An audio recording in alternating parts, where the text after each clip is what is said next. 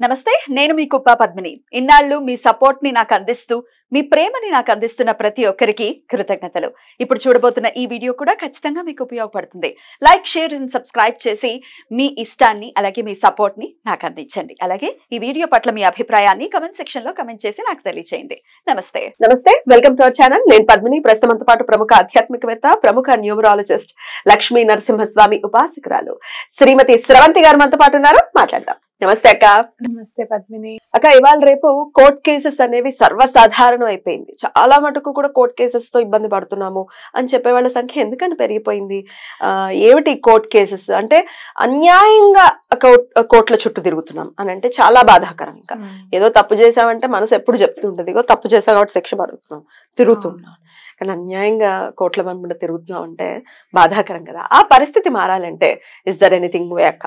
నిజంగా చెప్పాలి అని అంటే ఇంతకు ముందు రోజులే బాగుండేవేమో అనిపిస్తుంది పద్మిని. ఎందుకనంటే మా చిన్నప్పుడు ఒకళ్ళ గురించి చెప్పుకునేవాడు, బలానా ఆయన అని అంటే ఆయన పేరెత్తంగానే అందరు అనేవారు అనమాట, ఆయన తల్లి మీద వ్యాజ్యం వేశాడు కోర్టులో, అలాంటి వాడి గురించి మనం మాట్లాడుకుంటామా అని అలా ఆయన గురించి అలా మాట్లాడుకునేవారు అనమాట.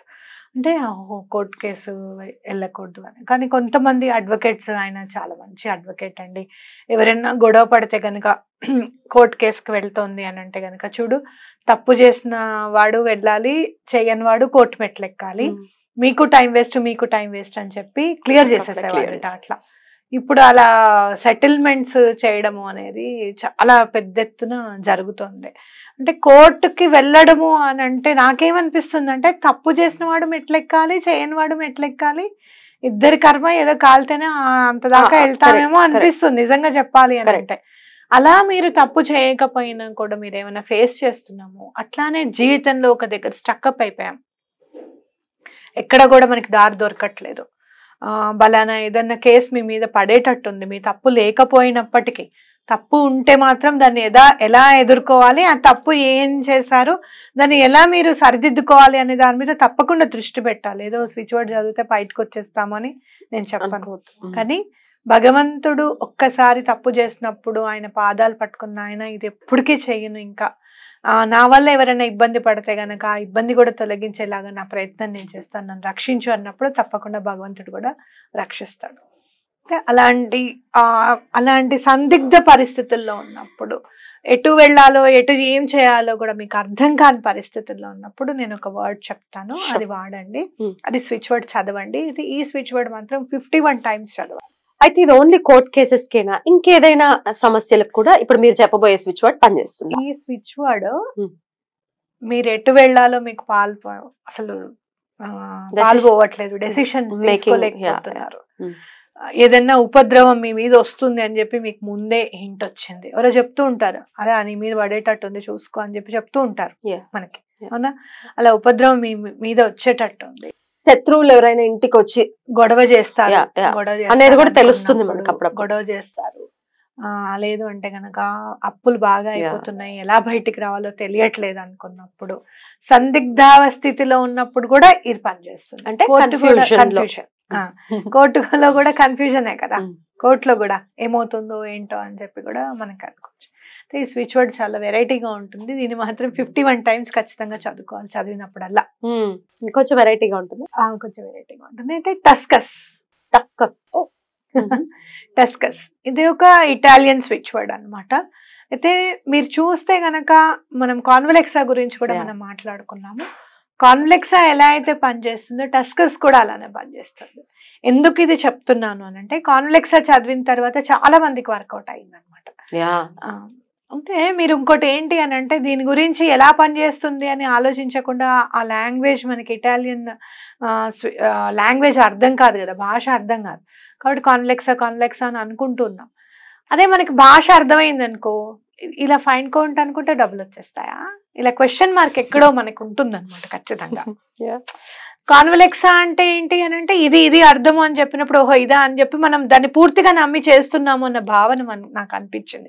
ఈవెన్ నేను చేస్తున్నప్పుడు కూడా కాన్వెలెక్సా అని అనుకుంటూ ఉంటాం కదా, నాకు రిజల్ట్ కనపడుతుంది. అంటే ఏంటంటే వీఆర్ గివింగ్ టోటల్ డెడికేషన్, అలాగే టోటల్ గా నమ్మకం అనేది, బిలీఫ్ అనేది మనం పెడుతున్నాము అని అనిపిస్తుంది. ఈ టస్కస్ కూడా ఏంటంటే మనకి ఇటాలియన్ స్విచ్ వర్డ్, అదే ఎట్లా అంటే ఒక జంక్షన్ లో ఉండిపోయాము, ఎటెళ్ళాలో మనకు అర్థం కావట్లేదు, చేసే పని రైటో రాంగో తెలియట్లేదు అన్నప్పుడు ఇది ఖచ్చితంగా హెల్ప్ చేస్తుంది అనమాట. కోర్టులో ఎక్కడైనా మీకు సమస్య ఆగిపోయింది, ముందుకెళ్ళట్లేదు, డేట్ల మీద డేట్లే వస్తున్నాయి కానీ ముందుకెళ్ళట్లేదు, అవతల వాళ్ళు ఏదో సబ్మిట్ చేయాలి, అది సబ్మిట్ చేయడం లేదు, మీ అడ్వకేట్ మీకు సపోర్ట్ చేయడం లేదు, అవతల వాళ్ళకి సపోర్ట్ చేస్తున్నారు, ఇది ఎక్కడ్రా బాబు ఈ గోల, మనం ఇంత కష్టపడుతున్నా కూడా మనకి ఏమి జరగట్లేదు అన్నప్పుడు ఈ టస్కస్ పనిచేస్తుంది. ఓకే, అలాగే ఏంటక్క? TUS CUS టస్కస్, TUS CUS టస్కస్. అయితే మీరు చదివేటప్పుడు మీరు ఏమని అనుకోవాలి అని అంటే, ఈ పరిస్థితి మారాలి, నాకు మంచి రోజులు రావాలి, వచ్చాయి అని ఊహించుకొని 51 times చదవండి, తప్పకుండా మీకు దారి దొరుకుతుంది అనమాట. అట్లాగే భగవంతుడు అనేవాడు మనకు హెల్ప్ చేస్తున్నాడా లేదా, అసలు మనం ఇంత కష్టంలో ఉంటే భగవంతుడు ఉంటే మనని ఇంత కష్టపడనిస్తాడా అని మనకు థాట్ వస్తుంది. అయితే పూర్వజన్మ పాపమే కావచ్చు, మన యాన్సిస్టర్స్ చేసిన తప్పిదాలే కావచ్చు, లేదు అంటే మన తల్లిదండ్రులు ఏదైనా చేసిన మిస్టేక్సే కావచ్చు. మీరు తల్లిదండ్రులు ఏ మిస్టేక్ చేస్తారని అనుకోవచ్చు, పిల్లలు ఉన్నారని కూడా ఊహించకుండా ముందు వచ్చిన వాళ్ళకి వచ్చినట్టుగా హెల్ప్ చేయడం కూడా మిస్టేకే, అవునా కాదా? ఇలాంటివన్నీ సారీ చెప్పడం అనమాట. టస్కస్ అంటే ఏంటి అని అంటే, టోటల్ గా యూనివర్స్ కి మా తప్పు ఏది ఉన్నా కూడా మమ్మల్ని క్షమించి ఈ స్థితిలో నుంచి మమ్మల్ని బయటపడేయమని చెప్పి అడగడము. చాలా చిన్న పదం కాబట్టి మనకి బాగా గుర్తు పెట్టుకోవడానికి అవకాశం ఉంటుంది, అట్లాగే కష్టాల్లోంచి బయటపడడానికి కూడా అవకాశం ఉంటుంది.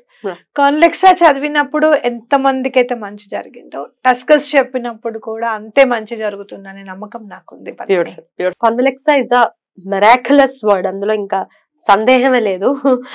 ఎంత ఎంత ఫాస్ట్ గా దానికి రివ్యూస్ వస్తున్నాయి చూస్తుంటే. మొన్నెవరో నా వాట్సాప్ లో కూడా మెసేజ్ చేశారు, కాన్లెక్సా అనుకుంటే నాకు ఉద్యోగ అవకాశం కూడా వచ్చింది. కాన్లెక్సా చదివినప్పుడు నీ పర్సనల్ లైఫ్ లో కూడా, ఇందాక నేను నీకు చెప్పాను చూడు, అట్లా నొప్పి లేకుండా ఏముండదు పద్మిని, నా మాట విను అని చెప్పాను చూసావా, అది నువ్వు కాన్లెక్సా చదువుతున్న బట్టే మన మధ్యలో ఆ డిస్కషన్ వచ్చింది. దాచ్ పద్మిని అవి ఎట్లా అలా ఎప్పుడూ ఆలోచించకు నీకు అని చెప్పాను చూసావా. ఏదో ఒక రకంగా మనకి యూనివర్స్ హెల్ప్ చేస్తుంది పద్మిని. అది భగవంతుడు అంత శంఖ చక్ర గదాదులు వేసుకొని వచ్చేంత పుణ్యం మనం చేసి ఉండకపోవచ్చు. ఆయన రాలేడా అంటే తప్పకుండా వస్తాడు. ఆయన ఎలా కనపడాలనుకుంటే అలా కనిపిస్తాడు మనకి, కానీ మనం అంత పుణ్యం చేసుకుని ఉండాలి కదా. కాబట్టి ఎంతో కొంత పుణ్యం చేసుకుంటున్నాము అంటే ఏదో ఒక రూపంలో భగవంతుడు వచ్చి మనకి సహకరిస్తాడు. మనం ఏం చేయాలనే దాని మీద టస్కస్ డెఫినెట్ గా యూజ్ అయ్యి ఈ కోర్టు సమస్యల్లో ఎవరైతే చిక్కుకుని ఉన్నారో, ధర్మం వాడి పక్షాన్ని ఉందో ఆ ధర్మ పక్షాన్ని ఉన్న వాళ్ళకే ఇది డెఫినెట్ గా పనిచేసేది వాళ్ళకే కాబట్టి వాళ్ళకి పని చేయాలి, బయటకి రావాలి అని మనస్ఫూర్తిగా కోరుకుంటూ thank you so very much అక్క. నమస్తే.